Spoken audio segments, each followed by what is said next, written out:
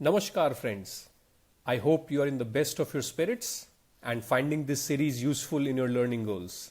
I do hope you are revising the concepts and knowledge as a routine now and also finding the parallel learning almost randomized at times in these videos not just interesting but also enriching for you. So let us take 10 more questions and learn little bit more about the system of governance of India, which you surely will become a part soon. Please do keep the copy of your constitution close to you for reference. I will direct you where needed. For best learning, I recommend you pause the video after each question is displayed on the screen. Mark your own answer in maximum 1 minute, revise if you have to revise, and only then proceed to listen. This will definitely improve your understanding, memory, as well as the ability to recall information in exam. You may also join the Telegram channel mentioned in the description for more quizzes and other relevant information. Alright, so here goes the first question of this explanation video, and that is, which of the following statements is or are correct regarding overseas electors? Well, I have already in the last video I think directed you to watch a video about the service voters. And very similar, there is a FAQ on the website of Election Commission of India that you should refer to. Just Google it. I'm sure you'll be able to find that. So let's see the options quickly. It says there is no minimum period for which one should be out of the country so as to apply for registration as overseas elector. This is absolutely correct. Normally, people think that this is for NRIs, and for NRIs there is a condition of minimum stay outside India. No, there is no condition here at all of 6 months or 1 year or 3 months or anything. You've stayed outside India, you're outside India, living there, any number of period has passed, you are eligible to register yourself as overseas elector. Second statement says the elector shall have to produce only their original passport for identification, while residents like you and me, we as electors are allowed various other documents for identification. Absolutely correct. They can use only the passport, while you and I have a lot of other options. For example, we can have our ration card, we can have the passport, of course, we can even even have Aadhaar card, for example. So there's a whole list of I think 11 documents which are acceptable. Definitely passport is one of them. And the third option says that an overseas elector is not issued an EPIC card, the elector's photo identity card. That is correct, and that goes well with the second statement anyway, because they can use only just the passport. So all three are correct statements. Just go through the Election Commission's website on the FAQ here. Now in today's series there is a logo on the right hand side, and that's of a very popular or very what to say, NGOs who are doing good work in the field at the global level. So by mistake I had clicked it already. So that's your Doctors Without Borders. You can pause, read more. We are going to go ahead. Next question is, recently the International Court of Justice has been in the news, and I'm sure we know why it has been in the news. It has been because of Kulbhushan Jadhav's case. Last year it was all around.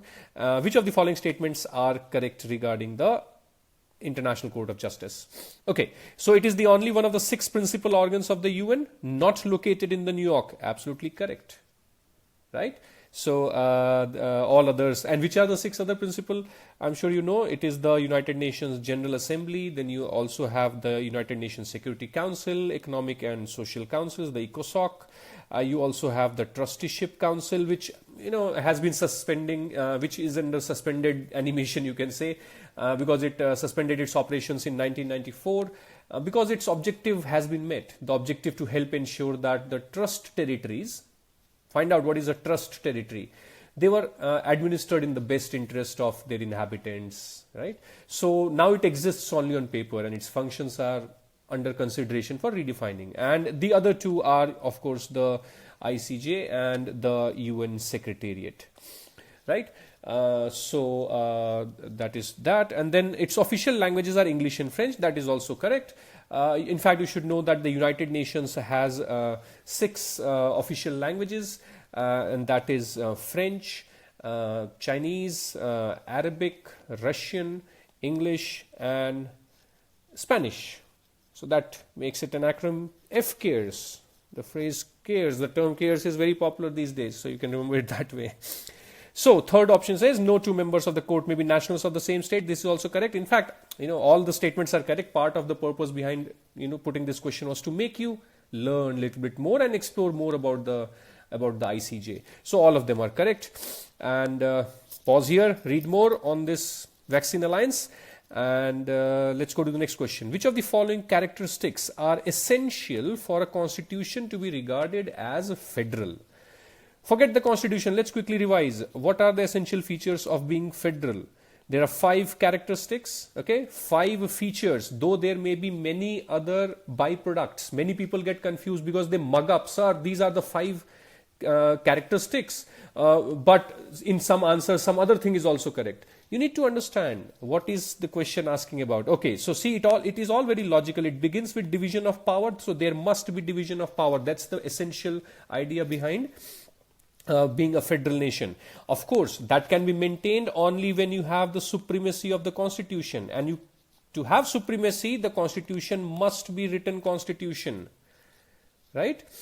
And when it's written, of course, it should not be easily changed. It should not be changed essentially without the federating units also participating, and hence comes the idea of rigidity of constitution. And to ensure none of this is manipulated to the advantage of one, finally comes the idea of an independent judiciary, the authority of the courts here, right? So all this will have to work together. So these are the 5 characteristics. 4 are already here. All of them are correct answer. There's no point spending too much time on this. Please be sure. For example, these are characteristics, but there is a byproduct of division of power itself. That there will be an upper house also, right? So that also becomes an additional point, but essential 5 characteristics are these 5. Okay, so all 4 are correct. Please pause and read a little bit. We are going ahead to the next question, and that is, which of the following statements are correct regarding an office of profit under the Government of India? And that reminds me, I've still not made the video I promised I'll bring out for a comprehensive understanding of Office of Profit, but I have explained it earlier, and it is a decent explanation. Of course, a very quick explanation, because videos cannot explain too much in one go while taking questions. Now let's see this. This is essentially a judgment of Supreme Court of India only. First statement says that it is an office which is capable of yielding a profit or pecuniary gain. Correct? I mean, that's a straightforward definition itself. If the office carries with it entitles the holder to only reimbursement of out-of-pocket expenditure, then it will not be an office of profit. That is absolutely correct, because there is not deriving any profit out of it. So if it is just a reimbursement of certain costs incurred, then it will not be considered office of profit. That is absolutely correct statement. Then it says members of parliament are not holding an office of profit. I think we did discuss it earlier as well in a couple of other questions earlier. They are not holding office of profit. In fact, the condition in the constitution is members of parliament will be disqualified if they hold any office of profit. Of course, there is an exception, and there is only one exception to this rule, and that is that they can hold the office of ministers. So ministers being an office of profit under the control of the government, MPs can become ministers. Okay. Otherwise, there's a whole lot of offices exempted under the Act of Parliament. That's another issue. Fourth statement reads, the President of India does not act on the advice of the Council of Ministers on the questions related to disqualification. Absolutely correct. Relevant article is Article 103. Please read that. And it will tell you that it is done on the advice of the Election Commission. Election Commission is the authority which is relevant here. Let's see what this logo is about. You can pause and read while I will go to the next question. And the next question is actually a very, very interesting question. I see a lot of confusion in the minds of people, a lot of wrong answers being thrown about by institutes here and there. This is actually a question which is going to differentiate and test superficial learning. I'm sure you will learn something very intricate and nuanced here. So please pay careful attention. It is little technical in understanding too, so I cannot really go in depth of the explanation because it's not a class here. I'm just taking up a question, but I feel this is something which needs elaboration. So while I'm sure you realize the provisions related to a money bill, they are provided under Article 110, right? However, the conceptual understanding of these funds and these accounts is is not in 110. And I repeat, the funds and the accounts, right? The funds that we have and the accounts that we have in the country, it actually comes from Article 283 of the Constitution. Please read that, preferably by pausing the video here and then come back. Okay? It will help you. Now, the first option and the third option, I'm sure there is no doubt in that, because these are straightforward provisions from Article 110, right? So I'm not really going to spend time on this. Clause 1 of 110 explains, straightforward 1 and 3 are answered there. The problem even good aspirants would have is with statement number 2, custody of public account. Now see, this is a statement straight away wrong, without even any need to refer to Article 110 here. First, there is no custody of an account. Account is not bank account here really, but the bookkeeping term account, the head of account in the government, right? The custody is of a fund, consolidated fund or contingency fund. So with public account, what can happen is there can be custody of the money. So I can have custody of the money, which is not going to any of the funds, and hence it will go to the public account, right? So that money's custody I can have, and or any the payment of this money into the account, or the withdrawal of this money from the account, right? From the account, I'm saying the public account. Okay.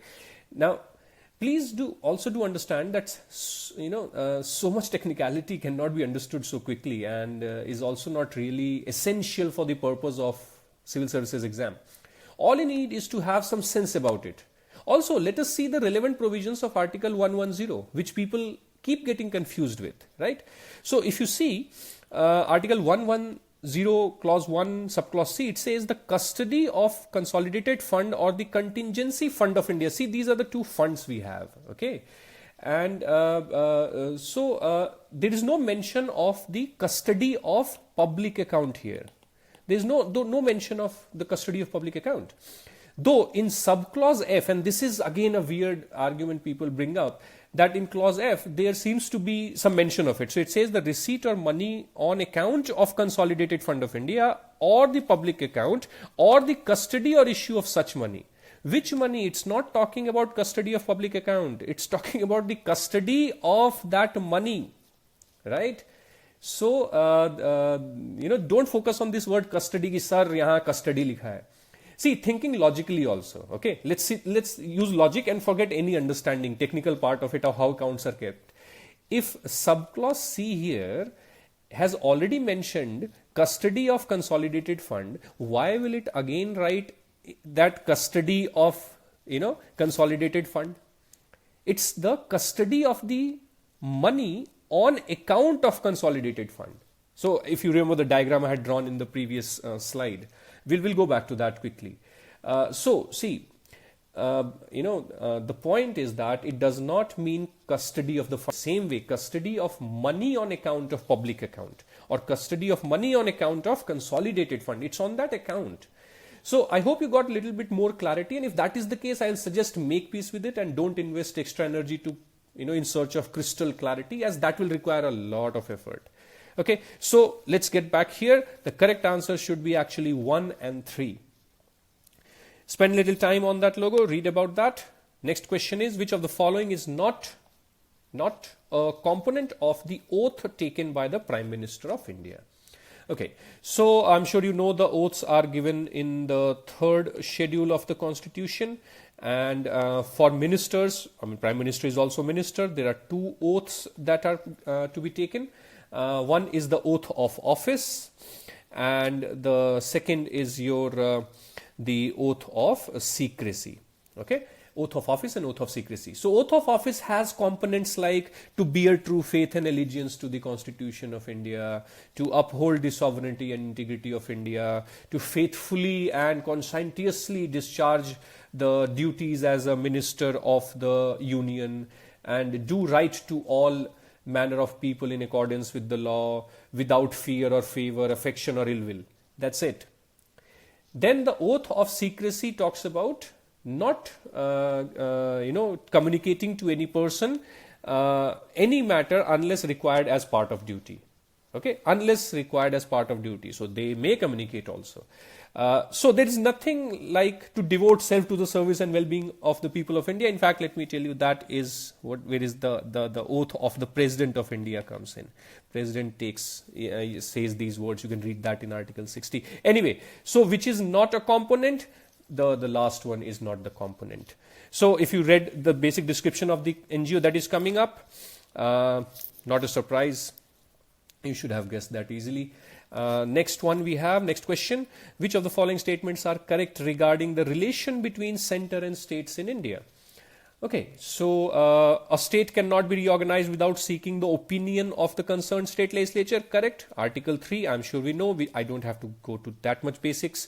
So the opinion has to be sought. It's not binding, right? They may not even give an opinion, but union has to seek opinion. The president has to refer it to the state. Second statement says a legislative council can be created in a state only after the state's assembly has passed a resolution to that effect. Absolutely correct. Article 169. I think we have talked about it in one of the previous videos in detail as to how it is done. What is the role of the assembly and what is the role of the parliament after that, because parliament has to make the law. Okay, so the third statement says president's rule can be imposed in a state only on the report of the governor of the state. Now this is wrong. From our knowledge of Article 356, I'm sure we all recall that it can be on the report of the governor or otherwise. That's exactly the language written there. Fourth statement says governor can reserve any bill passed by the state legislature. Absolutely correct. Article 200, there is no restriction at all. In fact, in some situations, for example, when the powers of the High Court is getting affected, it is mandatory for the governor to reserve, but governor can reserve any bill. There is nothing stopping the governor from doing that. So that should not have been that difficult, I believe. Half of you got it right. So this logo I hope you recognize, because I did keep it in one of the very initial videos as well. So if you're watching, you would be guessing faster, and that's the learning I want you to achieve here. Anyway, so we then move on to the next question. And that is this: which of the following features, provisions of the Constitution of India have been borrowed from the Constitution of USA? Okay, Constitution of United States of America. Fundamental rights. I'm sure we know this is from the Bill of Rights. And Bill of Rights is nothing but the first 10 amendments of the US Constitution. You can read a little bit more, not really essential. Then a judicial review. Yes, I mean, I don't have to discuss also. The whole idea is coming from them.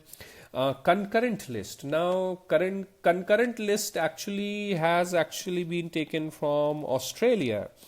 The Australian provision, the way it is designed in terms of, who will have, the residuary powers and the concurrent list concept itself, things like that. So then we go to preamble. Now, preamble, a lot of people get confused. They're thinking that these two are correct, third is wrong. So they think that preamble is actually taken from the Jawaharlal Nehru's Objectives Resolution. Yes, but that Objectives Resolution actually was based on the UN Charter, and the UN Charter, if you remember, 1945, just before India's independence was formed, and this UN Charter does nothing extra but just kind of derives the language and the essence from the US Constitution's preamble. So yes, there is a link of all these things, but essentially, yes, it is coming from the USA. So I would sincerely recommend you see the preamble of the UN Charter as well as the US Constitution. So if, for example, if you see the UN Charter, it will say, "We, the peoples of the United Nations, determined to save the successive generations from the scourge of war, which twice in our lifetime has brought untold sorrow to mankind," and it goes on like that. This is essentially based on the lines of the preamble of the Constitution of USA, which reads like this: "We, the people of the United States, in order to form a perfect union, establish justice," etc., blah, blah, things like that. So just spend 2 minutes just reading it. I'm sure you'll love India's preamble even more after that. So ultimately, this is what was the basis of Jawaharlal Nehru's Objectives Resolution, which got incorporated in the Constitution as a preamble. Okay, and impeachment of the president, nothing to discuss here. That is also essentially from the US Constitution. So you can read here while we move on to next question, and that is amendments to which of the following provisions of the Constitution of India would require ratification by the legislature of not less than half of the states. I'm sure just the question will help you think that it is relevant with Article 368, where you need ratification from at least half of the states. Now, all these things, etc., they are mentioned there, and there's a whole lot list there. But think about it. Why does it need ratification? Remember the rigidity part we briefly touched upon earlier and in the earlier video, that if there is any change in the division of power between the federation and the federating units, the union and the states, the center and the states, it must be done with the agreement of the states. Now, how many states is okay, it's another thing. So, or in slightly different words, wherever the interest of the states is getting affected. So, whenever you have to answer these kind of questions, just think of it on those lines and it should be easy. The answer you can open 368 and learn, but we should not be opening it in the exam. We have to open it now. So open it, see it. Now, manner of election of the president, absolutely. This will require 368. However, if it is being done because of the creation of a new state, now that does not need to be 368 because Article 4 gives you that protection there. So don't get confused that how it is changed while nothing was used from 368 in some cases. Don't worry. So yes, because in the electoral college states are also there. There's a representation there. Manner of election of vice president, little thinking will tell you there is no effect on the powers of the state, division of power especially. Vice president is essentially a central authority. Yes, kind of a backup if the president something goes wrong to discharge the duties there. Method of appointment of judges of the Supreme Court, absolutely. One, it's the common Supreme Court for the center or state. Center-state disputes go to Supreme Court, right? And state-state disputes go to Supreme Court. And the judges of the High Court also get elevated to Supreme Court. So states do have an interest here if you can't think of anything else. Power and procedure to amend the Constitution. That means power and procedure to amend Article 368, of course. If you don't have this ratification, tomorrow a strong government at center will come and say, we just need ratification of only one state or no state. So that should not be that easy to do unless at least half of the states have also agreed to this. So fourth also should be a correct answer for you. So you can spend time reading about what this NGO is about. And let's go to the last question, and that is, which of the following is or are correct regarding the applicability of model code of conduct during the elections? Well, even a commonsensical mind should help you answer this. It says during general election to the Legislative Assembly, the code is applicable only in the concerned entire state. Absolutely correct. Logical. Why should other states have to deal with the election of one state? If they are going ahead with certain plans, they should go ahead, right? Just for example. So yes, this is correct. Secondly, it says during by-elections, that means in a constituency or some constituencies, the code is enforced in the concerned constituency or the concerned districts. It's just because sometimes the boundary of the constituency is not same as the district, so sometimes the entire district may be there. This also is logical, right? I think you would agree to that. And this is exactly what is the provision of the Model Code of Conduct. I sincerely recommend you please read the Model Code once on the website of Election Commission. It is not that big to seek shortcuts or capsules in the market. Just read it as it is. Okay. So on that note, let me leave you today with some seeds of the idea of integral humanism in India. Just for example, Swami Vivekananda. And the basic, one of the very inspiring thoughts I find from Swami Vivekananda, and see all this, if not in your personal life, it will help you in ethics, right? But if you understand, it will make you a better person. It takes time. Yatra Jiva Tatra Shiv. Guided basically from his guru, Sri Ramakrishna Paramhans, and his own ideas about the Advaita Vedanta. Think about it, ponder on this. I'll see you very soon with 10 more questions. Till then, study well. Thank you.